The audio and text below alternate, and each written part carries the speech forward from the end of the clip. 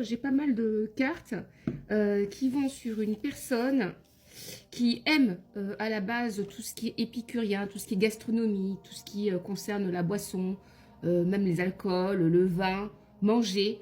C'est quelqu'un qui sort souvent pour en tout cas rejoindre ou des amis, qui aime faire le tour des tables, voilà, qui est assez épicurien à ce niveau-là, qui aime manger, c'est ce qu'on me dit. Hein.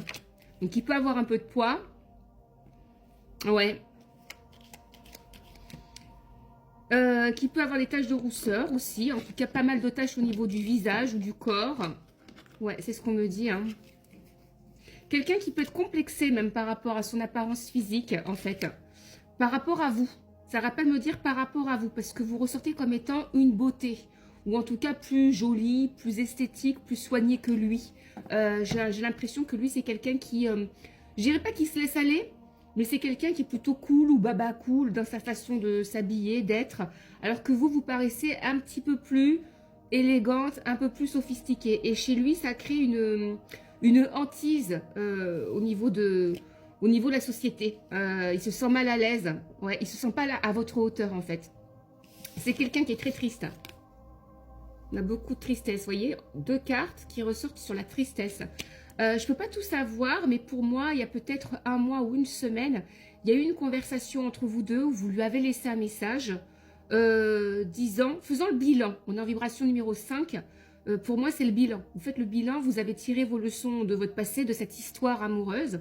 Peut-être même que c'est une histoire amoureuse avec quelqu'un qui peut être un signe de terre, par exemple. Un signe du taureau, par exemple. Ouais.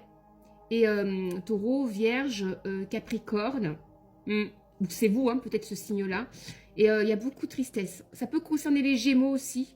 Les gémeaux et les balances. Écoutez bien ce que je suis en train de vous dire. Ouais. Actuellement, cette personne vous observe.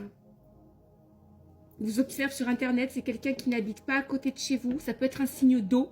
Notamment signe d'eau ou signe de feu. Donc scorpion, par exemple, cancer.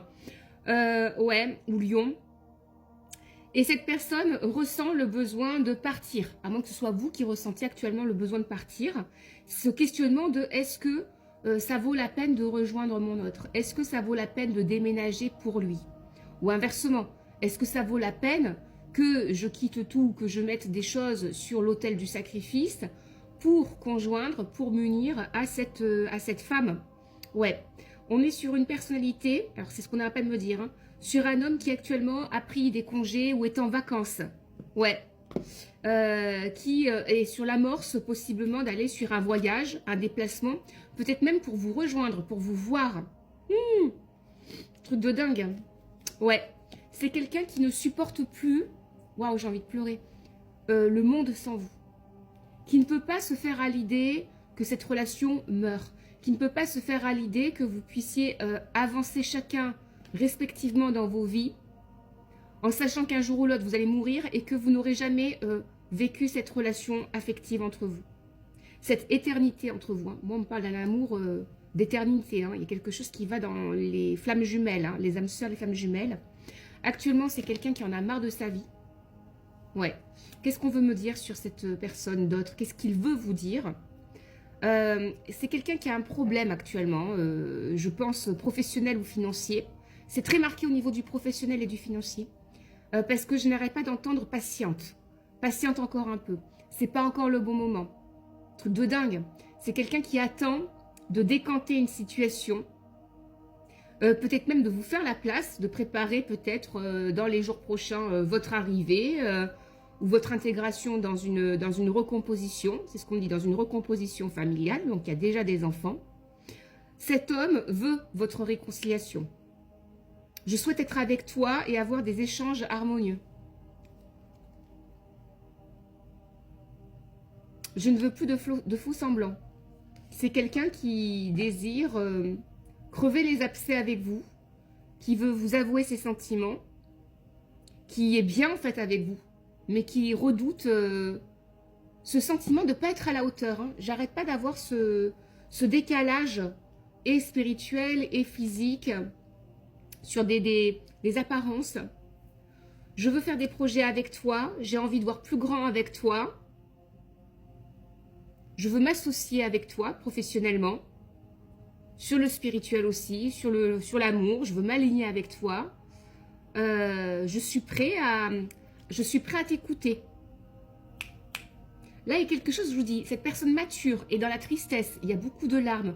Peut-être qu'il n'est pas prêt non plus à vous répondre par téléphone. Peut-être que c'est quelqu'un qui désire vous faire face à face. Ouais, c'est ce que je ressens. Pour épurer, pour purger les non-dits, les faux-semblants, les quiproquos qu'il y a eu entre vous. Ouais. C'est un homme qui veut revenir lorsqu'il sera prêt, lorsqu'il sera en puissance, lorsqu'il sera en état, lorsqu'il aura remis de l'ordre dans sa vie. Pour le moment, il y a encore des choses qui sont bancales. D'où ce qu'on vous disait tout à l'heure, patiente. Ouais. Il y a eu des doutes, hein. Il y a eu une peur depuis l'automne, c'est ce qu'on me dit. Hein. Depuis l'automne, cet homme pense à l'engagement. C'est que s'il revient vers vous, là c'est no way. Hein. C'est l'engagement, c'est le mariage, c'est les fiançailles, c'est les alliances. Ouais. Sinon, c'est pas possible. Vous ne le reprenez pas dans votre vie. C'est ce que vous avez fait entendre hein, dans votre discours. Il y avait une problématique entre tous les deux, je vous l'ai dit, sur le professionnel, sur le travail. Quelque chose qui n'est pas ancré à ce niveau-là. C'est votre grand amour. Hein. Il ressort comme votre grand amour. Hein. Et inversement. Il y a eu, je vous ai dit, des préjugés. Hein. Et cette personne était complexée par son physique. Beaucoup de choses qui vont dans ces idées-là. D'ici la fin de l'hiver, donc d'ici fin février, les problématiques seront résolues entre vous. Ouais. Et vous amorcerez le trimestre ensemble. Ce trimestre-là ensemble. Ouais. C'est quelqu'un qui veut évoluer. C'est quelqu'un qui veut se transformer, qui veut s'humaniser même, qui veut devenir un peu plus empathique, plus ouvert à son cœur, qui a besoin de vous. Hein. Je ne peux pas tout savoir, mais il est dans une grande panade. Il sent qu'il doit couper avec des liens, avec des gens, un environnement toxique, qu'il a laissé il a trop laissé d'intrus dans sa vie. Il a peut-être même par le passé écouté ou le tort d'écouter sa grand-mère, une femme plus âgée que lui, sa mère ou sa grand-mère. Et c'est ça qui a mis fin à votre relation. Voilà. Il s'est laissé influencer. Ouais, c'est ça. Il a compris ses erreurs. Il sait qu'il n'a pas été aligné avec vous. Il sait qu'il n'a pas joué franc jeu avec vous non plus. Qu'il a été beaucoup dans l'ego. Il a perdu beaucoup de temps à cause de l'ego. Hein. Des années peut-être même. Hein. Je vous ai dit, la réconciliation arrive. Cet homme veut construire sa vie et son avenir avec vous. Peut-être même avoir un enfant avec vous. J'arrête pas d'entendre ça. Je veux un enfant avec toi. Pardonne-moi. Pardonne-moi. J'ai tout le temps cette notion d'enfant qui revient. Allez, quoi d'autre? Ça veut parler. Il a mis en échec une tierce ou la mère de ses enfants. Je vous dis, quelqu'un qui est même à côté de chez lui ou qui vit dans la même ville que lui ou à côté de chez lui. Il a hésité à revenir vers vous pendant très très longtemps en se disant il vaudrait mieux être des amis. Il vaudrait mieux être amis, échanger, partager des choses en tant qu'amis. Ouais, mais il n'y arrive pas. Il y a trop de sentiments, il y a trop de... Ça déborde d'amour. Hein. Ça déborde d'amour. Un truc de fou. Je vous ai dit. Vous avez vu, depuis tout à l'heure, on a les deux mains qui se rejoignent. Donc, réconciliation. Il y a bien un échange qui va se faire. Un échange doux, tendre au téléphone. Pour moi, ce sera au téléphone. Il va y avoir une prise de rendez-vous dans un lieu chaleureux. Ce n'est pas un lieu public. Hein. Je pense que ça sera dans un lieu dans lequel vous vous êtes déjà rencontrés ou alors dans lequel il y a des souvenirs communs, ou ça peut être chez lui ou chez vous. Mais j'ai bien un retour dans la notion de foyer, des discussions sur le mariage, sur la relation, comment réparer, comment vous associer tous les deux, faire des efforts tous les deux. Tu fais un pas, je fais un pas. C'est donnant-donnant. C'est ce que j'entends. Il va y avoir un accord. Vous avez compris l'un et l'autre qu'il y a eu beaucoup de complots, beaucoup de gens qui se sont mis au milieu de votre relation. Parce qu'il y a un enjeu, apparemment aussi, à être ensemble, à travailler ensemble. Un jeu puissant, dans la puissance. Tout repose sur votre capacité à pardonner, à le pardonner, et puis le fait qu'il vous demande pardon. Parce que jusqu'à maintenant, il n'y a pas eu la demande, il n'y a pas eu les excuses, hein, il n'y a pas eu la demande de pardon. Ouais, c'est votre destin, c'est bien votre autre. Hein. Pour moi, il y a un retour affectif de dingue. Hein. Prenez ce qui vous parle, n'hésitez pas à liker, à vous abonner. Bisous.